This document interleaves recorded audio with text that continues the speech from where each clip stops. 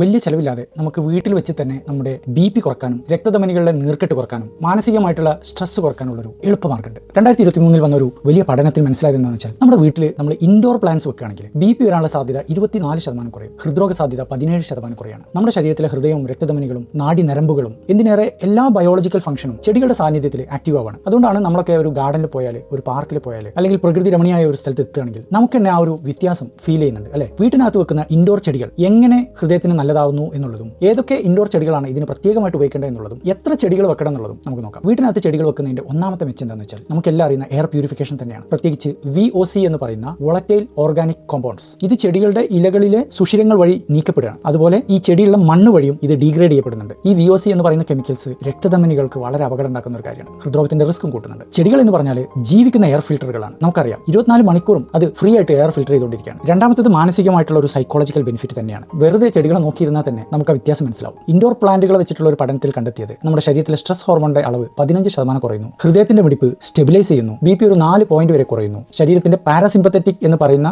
Resting activity കൂട്ടുന്നുണ്ട്. നമുക്കറിയാം നമ്മുടെ ജീവിതത്തിലെ സ്ഥിരമായിട്ടുള്ള സ്ട്രെസ് BP കൂട്ടുന്നുണ്ട്, ശരീരത്തിൽ കൊഴുപ്പ് അടിഞ്ഞു കൂടുന്നതിന് കാരണമാവുന്നുണ്ട്, ഇൻസുലിൻ റെസിസ്റ്റൻസ് ഉണ്ടാക്കുന്നുണ്ട്, നീർക്കെട്ട് ഉണ്ടാക്കുന്നുണ്ട്. ഇതിനെല്ലാം ഉള്ള ഒരു കുഞ്ഞു പരിഹാരമാണ് ഇൻഡോർ പ്ലാന്റുകൾ. മൂന്നാമത്തെ മെച്ചം എന്താണെന്ന് വെച്ചാൽ ചെടികൾ ഓക്സിജൻ കൂടുതലായിട്ട് ഉണ്ടാക്കുന്നത് എന്നുള്ളതാണ്. കെമിക്കൽസ് ഒഴിവാക്കുന്നതിന് പുറമെ പഠനങ്ങൾ കാണിക്കുന്നത് നമ്മൾ കൃത്യമായ എണ്ണത്തിലുള്ള ഇൻഡോർ പ്ലാന്റ്സ് വീട്ടിൽ പല ഭാഗങ്ങളിൽ വെക്കുകയാണെങ്കിൽ ഫ്രഷ് എയറിന്റെ അളവ് കൃത്യമായിട്ട് അത് കൂട്ടുന്നുണ്ട്. മറ്റൊരു മെച്ചം വീട്ടിനകത്തെ ഈർപ്പം അത് സ്റ്റേബിൾ ആക്കുന്നുണ്ട്. ഇതുവഴി ശ്വാസകോശത്തിന്റെ ഫംഗ്ഷൻ മെച്ചപ്പെടുത്തുന്നുണ്ട്, വൈറസുകൾ ശ്വാസകോശത്തിൽ കയറാനുള്ള സാധ്യത കുറക്കുന്നുണ്ട്. നാലാമത്തത് ബയോഫീലിയ എന്ന് പറയുന്ന ഒരു മെച്ചാണ്. അതെന്താണ്? നമ്മൾ മനുഷ്യർക്ക് എല്ലാവർക്കും ചെടികളോട്, പ്രകൃതിയോടുള്ള ഒരു സ്നേഹം, അതാണ് ബയോഫീലിയ. നമ്മുടെ ചുറ്റും ചെടികളുള്ള ഒരു അന്തരീക്ഷം ഉണ്ടെങ്കിൽ നമ്മുടെ തലച്ചോറിനകത്ത് പ്രീ ഫ്രോണ്ടൽ കോർട്ടെക്സ് എന്ന് പറയുന്ന ഭാഗം ശാന്തത കൈവരിക്കാനും മനസ്സമാധാനത്തിനും നല്ല ക്ലിയർ ആയിട്ട് ചിന്തിക്കാനുള്ള കപ്പാസിറ്റി നമുക്ക് തരികയാണ്. ഇതുപോലെ ശരീരം ശാന്തമാക്കുന്ന പാരാസിമ്പത്തറ്റിക് സിസ്റ്റം ആക്ടിവേറ്റഡ് ആവാണ്. അഞ്ചാമത്തത് എയറിനകത്തുള്ള പാർട്ടിക്കിൾസിനെ ഇത് ഫിൽട്ടർ ചെയ്യുന്നുണ്ട്. പ്രത്യേകിച്ച് PM2.5, PM10 തുടങ്ങിയ പാർട്ടിക്കിൾസ് ആണ് ശ്വാസകോശത്തിലൂടെയും രക്തത്തിലൂടെയും അലിഞ്ഞു ചേരുന്നത്. ഇതുവഴി നീർക്കെട്ടും കൂടാണ്. പഠനങ്ങൾ കാണിക്കുന്നത് ചെടികളുടെ എണ്ണം കൂടുന്നതിനനുസരിച്ച് ഈ പാർട്ടിക്കിൾസ് ശരീരത്തിലേക്ക് ആഗിരണം ചെയ്യപ്പെടുന്നത് തടയാൻ സാധിക്കും എന്നുള്ളതാണ്. ഇനി നമ്മൾ എന്താണ് ചെയ്യേണ്ടത്? ഹൃദയത്തിനും ആരോഗ്യത്തിനും നല്ല ഇൻഡോർ ചെടികൾ ഏതൊക്കെയാണ് എന്ന് കണ്ടെത്തുക, ഉപയോഗിക്കുക. ഇതിനായി നമുക്ക് സ്നേക്ക് പ്ലാന്റ്,